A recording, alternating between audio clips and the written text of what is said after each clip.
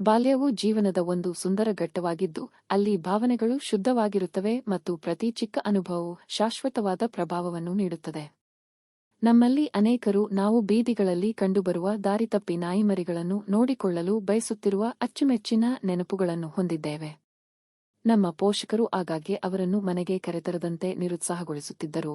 ನಾವು ಅವರಿಗೆ ರಹಸ್ಯವಾಗಿ ಬಿಸ್ಕತ್ತುಗಳನ್ನು ತಿನ್ನಿಸುತ್ತೇವೆ ಅಥವಾ ಅವರೊಂದಿಗೆ ಆಟವಾಡಲು ಸಮಯ ಕಳೆಯುತ್ತೇವೆ. ಒಮ್ಮೆ ಚಿಕ್ಕ ಹುಡುಗಿ ತನ್ನ ತಂದೆಯಿಂದ ಸಣ್ಣ ನಾಯಿಮರಿಯನ್ನು ಉಡುಗೊರೆಯಾಗಿ ಪಡೆದಳು. ಆದಾಗ್ಯೂ ನಾಯಿಮರಿ ಅಸ್ವಸ್ಥವಾಗಿತ್ತು ಮತ್ತು ಆರೋಗ್ಯವಾಗಿರಲು ಹೆಣಗಾಡುತ್ತಿತ್ತು. ನಾಯಿಮರಿಯ ದುರ್ಬಲ ಸ್ಥಿತಿಯನ್ನು ನೋಡಿದ ಚಿಕ್ಕ ಹುಡುಗಿ ತುಂಬಾ ದುಃಖಿತಳಾಗಿದ್ದಳು. ತನ್ನ ದಿನಗಳನ್ನು ಚಿಂತೆ ಮತ್ತು ದುಃಖದಿಂದ ತುಂಬಿದಳು. ಆಕೆಯ ಸಂಕಟವನ್ನು ಗಮನಿಸಿದ ಆಕೆಯ ಪೋಷಕರು, ಚಿಂತಿಸಬೇಡಿ, ನಾಯಿಮರಿ ಶೀಘ್ರದಲ್ಲೇ ಚೇತರಿಸಿಕೊಳ್ಳುತ್ತದೆ ಎಂದು ಅವಳನ್ನು ಸಮಾಧಾನಪಡಿಸಿದರು. ಅವರ ಸಾಂತ್ವನದ ಮಾತುಗಳು ಅವಳಿಗೆ ಸ್ವಲ್ಪ ಭರವಸೆಯನ್ನು ನೀಡಿತು, ಆದರೆ ವಾಸ್ತವವು ಕಪೋರವಾಗಿತ್ತು. ಒಂದು ರಾತ್ರಿ ನಾಯಿಮರಿಯ ಆರೋಗ್ಯ ಮತ್ತಷ್ಟು ಹದಗೆಟ್ಟಿತು ಮತ್ತು ಅದು ತೀರಿಕೊಂಡಿತು. ಇದನ್ನು ಅರಿಯದ ಪುಟ್ಟ ಬಾಲಕಿ ಮರುದಿನ ಶಾಲೆಯಿಂದ ಮನೆಗೆ ಹಿಂತಿರುಗಿ ಕುತೂಹಲದಿಂದ ತನ್ನ ನಾಯಿಮರಿಯನ್ನು ಹುಡುಕುತ್ತಿದ್ದಳು.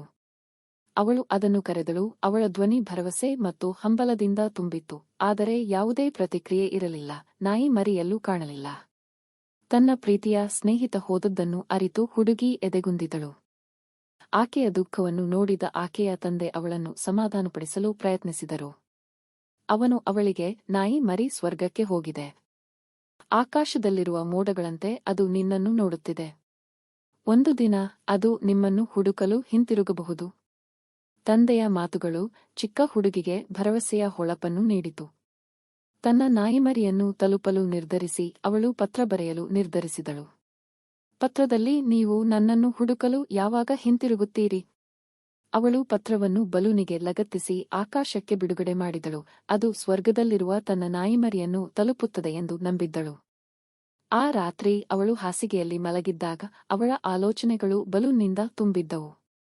ಪತ್ರವು ತನ್ನ ನಾಯಿಮರಿಗೆ ಬರಬಹುದೇ ಅಥವಾ ಅದು ದಾರಿಯಲ್ಲಿ ಕಳೆದು ಹೋಗಬಹುದೇ ಎಂದು ಅವಳು ಯೋಚಿಸಿದಳು.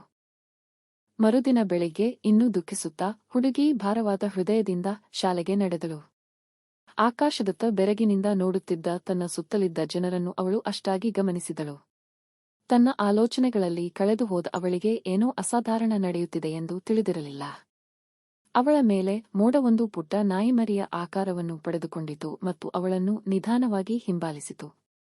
ಆ ದೃಶ್ಯವು ಅವಳ ಸುತ್ತಲಿದ್ದವರೆಲ್ಲರನ್ನೂ ಬೆರಗುಗೊಳಿಸಿತು. ಕೊನೆಗೆ ತಲೆ ಎತ್ತಿ ನೋಡಿದಾಗ ಅವಳು ಮೋಡವನ್ನು ಕಂಡು ಭಾವುಕಳಾದಳು. ಆ ಕ್ಷಣದಲ್ಲಿ ಅವಳಿಗೆ ತನ್ನ ತಂದೆಯ ಮಾತುಗಳು ನೆನಪಾಗಿ ನಿಜವೆಂದು ನಂಬಿದಳು. ನಾಯಿಮರಿ ದೈಹಿಕವಾಗಿ ಹಿಂತಿರುಗದಿರಬಹುದು, ಆದರೆ ಅದು ಅವಳನ್ನು ಸ್ವರ್ಗದಿಂದ ನೋಡುತ್ತಿತ್ತು. ಈ ಸ್ಪರ್ಶದ ಕಥೆಯು ನಾವು ಪ್ರಾಣಿಗಳೊಂದಿಗೆ ಹಂಚಿಕೊಳ್ಳುವ ಶುದ್ಧ ಪ್ರೀತಿ ಮತ್ತು ಸಂಪರ್ಕವನ್ನು ನಮಗೆ ನೆನಪಿಸುತ್ತದೆ.